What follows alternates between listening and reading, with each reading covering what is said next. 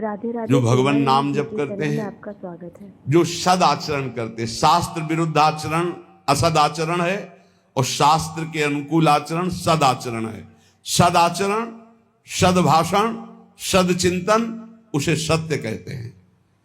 जिसका वचन, कर्म और मन संकल्प विकल्प आदि सत्य के अंतर्गत करे, वही सत्य है। और मक्रोधो, जब आपका साधन बनेगा तो आपको गुस्सा आने लगेगी। ये अनुभव की बात कह रहा हूं। जब ठीक साधन बनेगा तो बिल्कुल चिड़चिड़ाहट स्वभाव में आने लगेगी, असहनशीलता।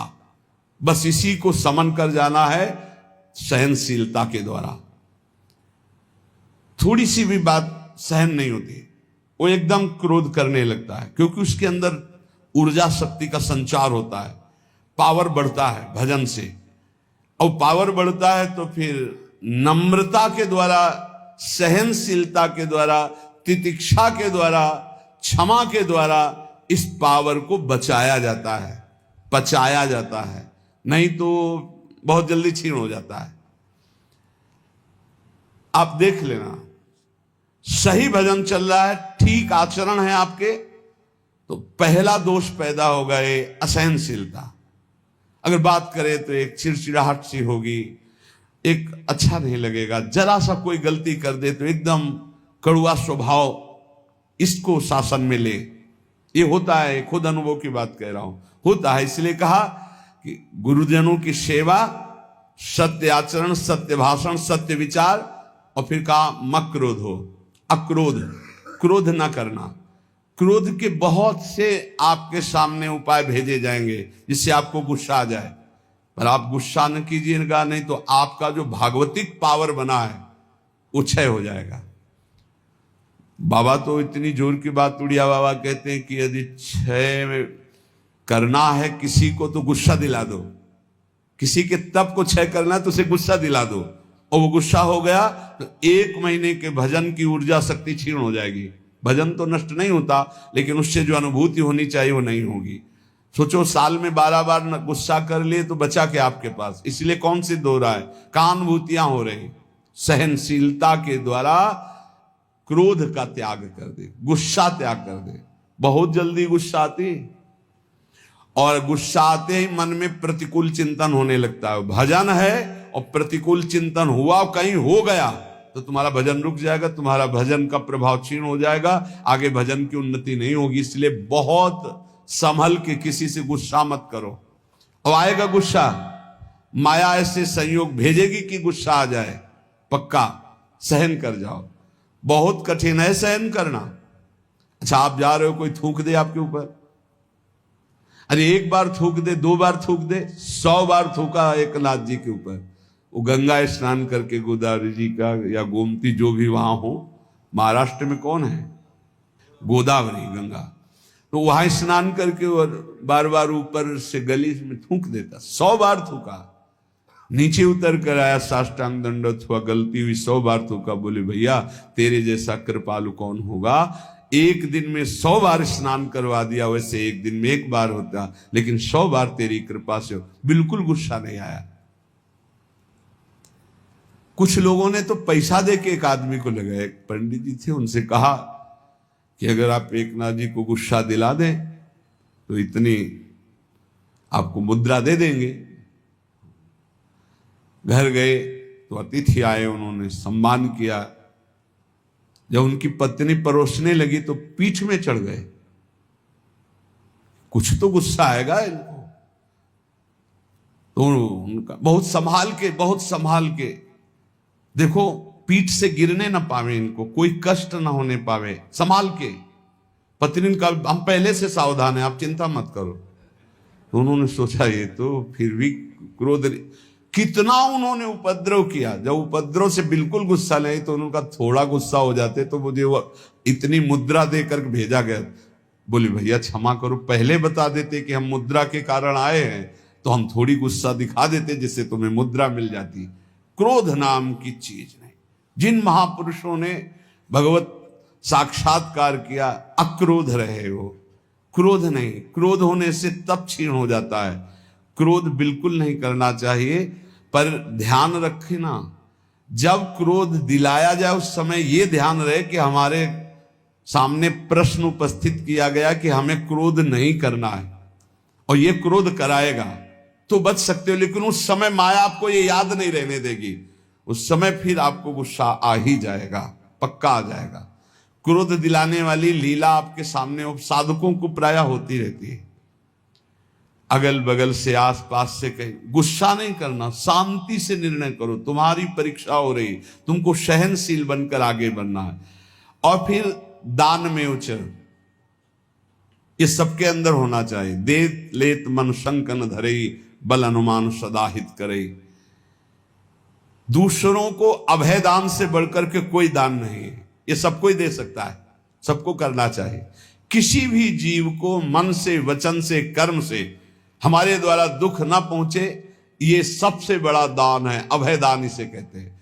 और इस अभय दान को पूर्ण निर्भयता में बदलने के लिए नाम दान है, इससे बढ़कर और कोई दान नहीं। नाम दान, किसी को भी नाम सुनाना। राधा राधा जब हम जोर जोर से बोलते जय जय श्री राधे श्याम, तो सबके कानों में नाम पड़ता है और उस नाम का हमें पुण्य मिलता है, हमारा भजन आगे बढ़ता है। इसलिए जोर जोर से नाम कीर्तन हो रहा है, जहां से आप गुजर रहे हो वहां। और जब कभी कहीं भी बैठे हो, बातचीत हो, तो बीच बीच में अभ्यास बना लो। राधा, अच्छा राधा राधा राधा राधा, अच्छा ऐसे बात करना सीखो। है ऐसे अपने मुरारी भाई हैं, वो जब बात करें राधा राधा राधा राधा, हमें बहुत अच्छा लगता है शुरू से। ये नहीं कि आज से, शुरू से ना। जब कोई बात विनोद की हुई या कोई भी बात हुई या कोई आश्चर्यमय बात, राधा राधा राधा, ये बहुत अच्छा स्वभाव है। हमें लगता है सबको बनाना चाहिए, सत्संग में नहीं, बीच में। हाँ, अब सब शुरू हो गए राधा बीच में, तो ऐसे नहीं। वो जब बात परस्पर हो रही हो तब उस समय राधा राधा, बहुत मंगल। हम उपासक से बात अगर कभी करते तो यही देखते हैं इसने कितनी बार नाम जपा, कितनी बार नाम लिया। प्रारंभ में नाम बोला, एक बार तो नाम आना चाहिए। हनुमान जी विभीषण जी को सौभाग्य क्यों प्रदान कर रहे हैं? अंदर से आवाज आई, राम राम राम नाम तेहि सुमिरन कीन्हा, हृदय हरसि कपि सज्जन चीन्हा। ये सन हठ करी हो पहचानी, साधु ते हो ये न कारज हानि। ये साधु है। अभ्यास बनाओ नाम उच्चारण, बात शुरू करने के पहले नाम उच्चारण, बहुत मंगलमयी बात है। दूसरों को नाम सुना दिया, इससे बड़ा कोई दान नहीं। ये चार बातें जिसके जीवन में है वो अपने भजन को बढ़ाएगा, भजन को बचाएगा और भजन को पचा लेगा। गुरु आज्ञा में रहना, सत्य क्रिया, सत्य विचार, सत्य भाषण और क्रोध ना करना, और दूसरों को अभय दान देना, भगवान नाम सुनाना। ये चार बातें बहुत जोर की, जिसमें जीव का परम कल्याण हो जाता है। वेद का सार है सत्य, सत्य का सार है जितेंद्रियता, और जितेंद्रियता का सार है त्याग, वैराग्य उपरति। त्याग, भोगों की इच्छा पर भोगूंगा नहीं क्योंकि भगवत प्राप्ति करनी है। वैराग्य, भोगने की इच्छा ही नहीं रही। उपरति, भोग ही है, ऐसी वृत्ति ही खत्म हो गई। ये है संपूर्ण वेदों का सार। जो न्याय युक्त कार्य हो, जिसको महापुरुषों ने किया है, जिसका विधान किया, वही कार्य किया जाए, मनमानी कोई कार्य ना किया जाए।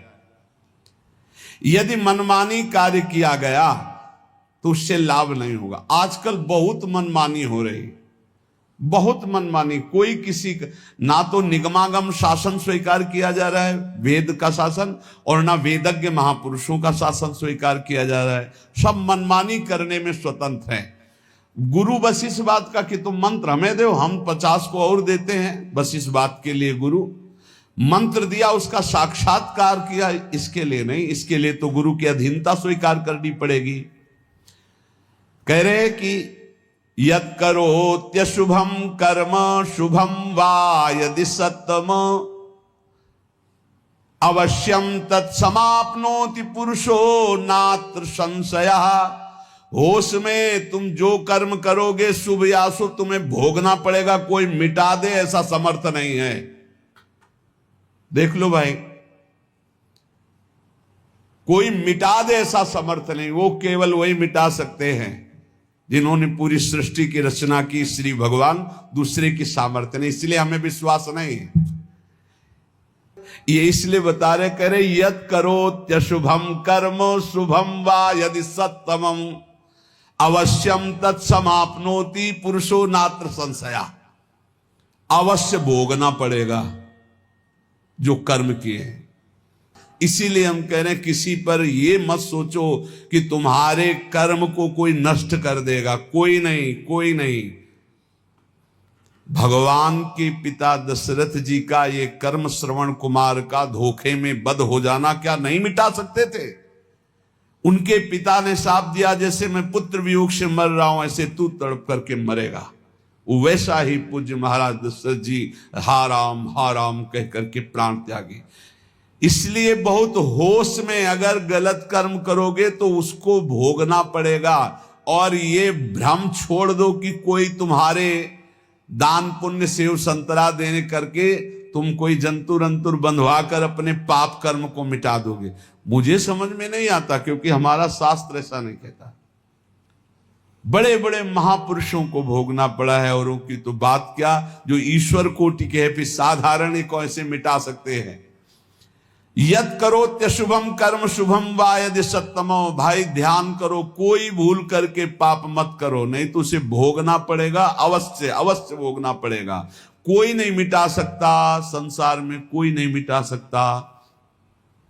इसलिए सताम धर्मेण वर्तेत क्रियाम शिष्टवदाचरेत असंक्लेशेन लोकस्य वृत्तिम लिप्सेत वै द्विज। जो सत्पुरुषों ने आचरण किए हैं, जो सत्पुरुषों ने आचरण का विधान किया है, उसके अनुसार जो आचरण करता है वो धर्म है, और धर्म करने वाला कभी दुखी नहीं होता। तो आप कहोगे धर्मराज युधिष्ठिर को 12 वर्ष का वनवास, 1 वर्ष का अज्ञातवास मिला, धर्म करना क्या, वो तो धर्मराज हैं। तो जुआ खेलना अधर्म है, उपहास करना किसी का अधर्म है, किसी को नीचा दिखाना अधर्म है, अधर्मियों की सभा में बैठना अधर्म है। कई तरह की बातों का अधर्म होता है। जान रहे हैं कि महाराज धृतराष्ट्र इस समय अधर्म से युक्त हैं, तो उनकी आज्ञा का पालन नहीं करना चाहिए। जान रहे हैं कि छल कपट अधर्मी शकुनी है, पासा वो चल रहा है, जीत उनकी हो रही, खुला अधर्म, खुला अधर्म का खेल हो रहा, कैसे स्वीकार कर लिया। और द्वित कीड़ा अधर्म है, मदिरा पीना, व्यभिचार करना, मांस खाना, द्वित कीड़ा करना, ये सब एक लाइन में रखा गया है। इसीलिए महाराज को 12 वर्ष का वनवास, 1 वर्ष का अज्ञातवास भोगना पड़ा। सत्पुरुषों द्वारा पालित धर्म के अनुसार बर्ताव करे।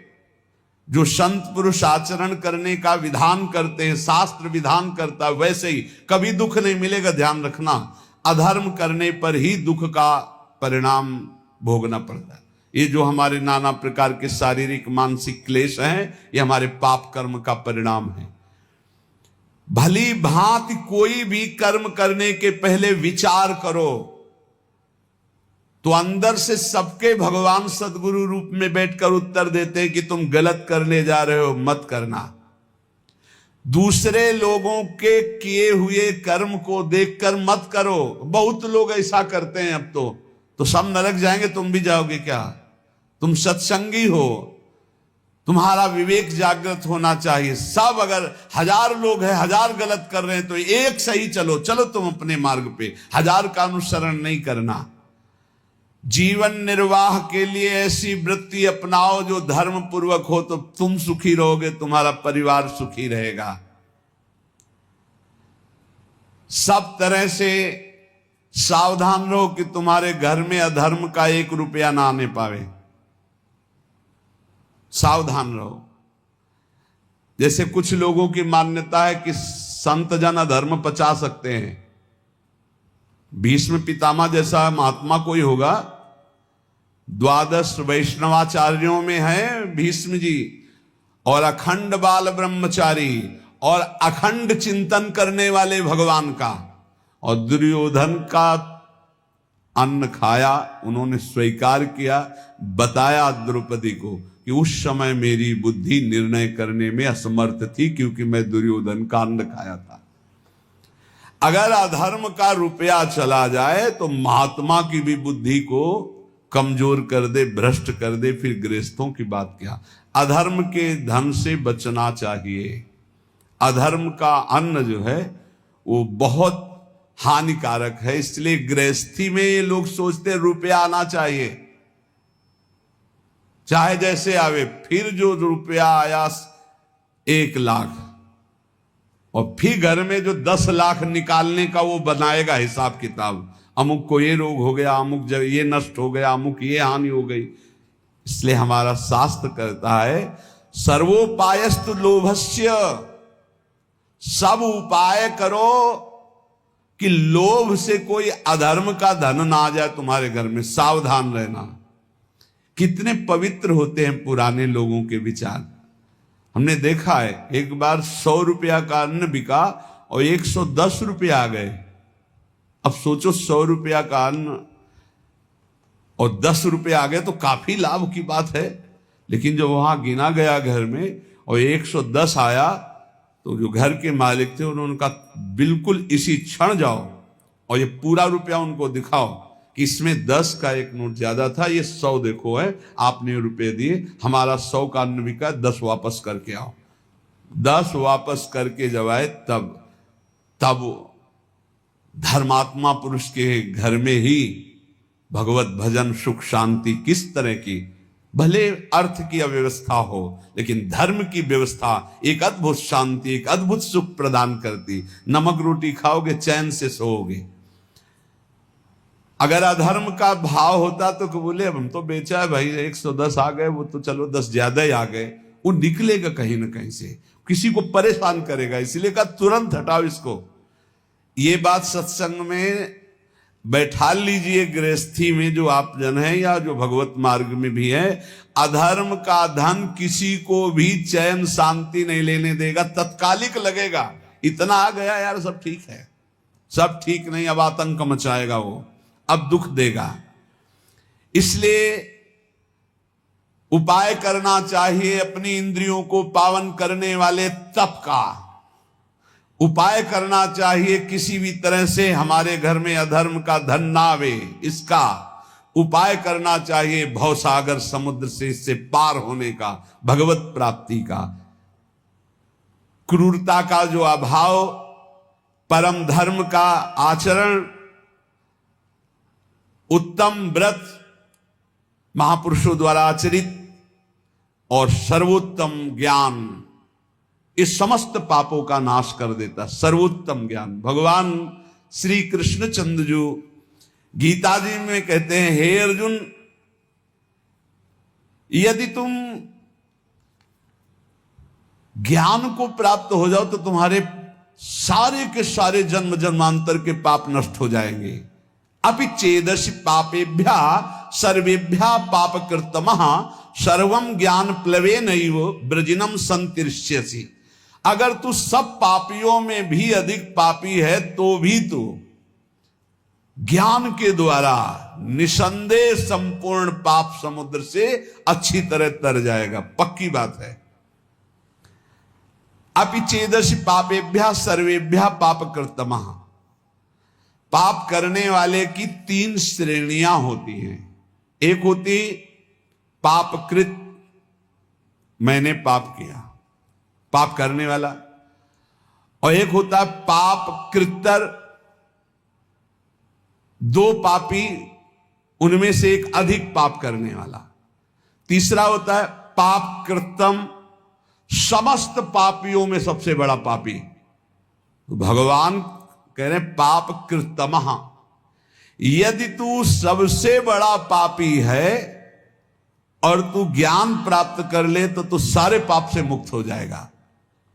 भगवान का एक कथन सबको आश्वासन देता है। जो प्रश्न करता बोलते मैं बड़ा पापी हूं, क्या मेरा भी उद्धार हो जाएगा। तो भगवान यहां कह रहे अपि चेदस्य पापेभ्यः सर्वेभ्यः पापकृतमः।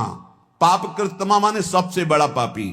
यदि तू सब पापियों में भी सबसे बड़ा पापी है तो तू भी ज्ञान के द्वारा निष्पाप हो जाएगा। पापों का त्याग करने में और भी साधन बताए गए हैं, लेकिन पूर्ण रूप से सबसे ज्यादा पाप करने वाला भी पावन हो जाए वो ज्ञान है, चाहे जितना बड़ा पापी हो। वर्तमान का पाप, पुराना पाप, ये सब मिलकर भारी संकट पैदा करते, भारी दुख पैदा करते हैं। पुराने पाप बाधा रूप में आते हैं, वर्तमान का पाप जलन, डिप्रेशन, विक्षेप ये तत्काल देते हैं। पुराना पाप बाधा पहुंचाता है। आप सही ढंग से चल रहे हो भगवत मार्ग में और आया एकदम टांग मारी के सब उलट पलट कर दिया। अब उस समय भगवान का दृढ़ भरोसा, नाम जप, तो फिर संभल सकता नहीं। ऐसी टांग मारता है बिल्कुल नष्ट ही कर देता है। पुराना पाप पूर्व जन्म का ऐसा आता है, संभल के रहना चाहिए। बड़े बड़े को देखा फिसलते हुए। वर्तमान का पाप विक्षेप पैदा करता है। जैसे आपसे कोई गलती हो गई तो अब भजन में विक्षेप पड़ेगा। आपसे वर्तमान में कोई अब अशांति पैदा हो, जो ज्यादा मनमानी आचरण करोगे तो मन संकल्प विकल्प इतना सोच में चला जाएगा कि फिर आपको लगेगा कि वो क्या कहते हैं, वही जो मानसिक रोग होता है, डिप्रेशन आ गया। ये वर्तमान के पाप, वर्तमान में आप पापाचरण कर रहे हैं इसलिए ऐसा हो जाता है। जिसे आप जानते ही नहीं कि आप पापाचरण कर रहे हैं, वो पापाचरण है। यदि वर्तमान का पाप छोड़ दे तो बुद्धि शुद्ध हो जाए तो पूर्व के पाप को भोगने में कोई परेशानी नहीं होती। ये बात, ये जो पूर्व का पाप आता है ये दंड रोग में आएगा, रोग रूप लेके या विक्षेप रूप के, या कोई घटना बन जाएगा पूर्व का पाप। अब उसे कैसे बचा जाता है? जैसे परमार्थ में आया, मार हाहाकार मचा दिया, उलट पुलट सब कर दिया। अब अपने को पकड़े रहना, जैसे कोई मजबूत सहारा मिल जाए हम उसको पकड़े रहें, ऐसे हमें पकड़े रहना। कुछ भी हो, चाहे मार डाले जाए, श्री जी को नहीं छोड़ेंगे, गुरु जी को नहीं छोड़ेंगे। कुछ भी हो जाए, कुछ भी हो जाए, आप पकड़े रहो, पकड़े रहो, पकड़े रहो। हवा ही निकल गई, सब खत्म, फिर ठीक। अब वो उसके विरोध में आ गया। इतने दिन भगवान का भजन किया, इतने दिन गुरु की शरण में रहे, यार कोई साथ नहीं देता, सब अपने कर्मों से भोगना ही पड़ता है, सब अपने को संभालना पड़ता है, कहीं कुछ नहीं भक्ति में। अब वो पाप आया था, गिरा के लेता चला गया। पूर्व का पाप वर्तमान का यदि पाप नहीं है तो कुछ नहीं बिगाड़ पाएगा, और वर्तमान में यदि पाप है तो वो पहले ही बुद्धि को मलिन किए हुए पूर्व का पाप आके आपको नष्ट कर देगा। यदि इस बात को समझो कि 100 वर्ष से घना अंधेरा है और वहां एक दिया सलाई खींच दी गई तो अंधेरा नष्ट होगा ना, जितनी जगह में प्रकाश है। ऐसे ही ज्ञान जो है अनंत जन्मों के पापों को तत्काल नष्ट कर देता है। चेत भगवान कह रहे ऐसा पापी जो सब पाप खूब किए हुए है, स्वयं परमात्मा में तो कभी लग नहीं सकता। पापी आदमी कभी नहीं लग सकता, परंतु लग ही नहीं सकता ऐसी बात नहीं है, स्वयं से नहीं लग सकता। पाप करने वाला स्वयं से भगवान में नहीं लगता। कैसे लगता है? किसी महापुरुष का संग हो जाए, कोई प्रवचन उपदेश अचानक अनिच्छा से सुन ले। जैसे एक दिन एक भाई आए थे, वो कह रहे थे मैं बताना चाहूंगा कि मैं घोर नास्तिक, कभी किसी शास्त्र संत भगवान कोई चर्चा नहीं। पर एक दिन ऐसे ही कर रहा था तो आपका प्रवचन आया, देखे क्या नाटक हो रहा है, और खोला, बोले उस दिन से फंस गए, आज तक हम मुक्त ही नहीं हो पा रहे हैं। अब तो और कुछ देखना ही नहीं रह गया, अब तो बस इंतजार रहता है कब सत्संग पढ़े, कब एकांतिक पढ़े। बदल गया, जीवन बदल गया। क्या हुआ? भगवत शब्द कान में गए, जीवन का परिवर्तन कर दिया। बोले पापी लोग, मनुष्य जो पाप का आचरण करते हैं वो स्वयं से भगवान में कभी नहीं लग सकते, पर लग ही नहीं सकते ऐसी बात नहीं।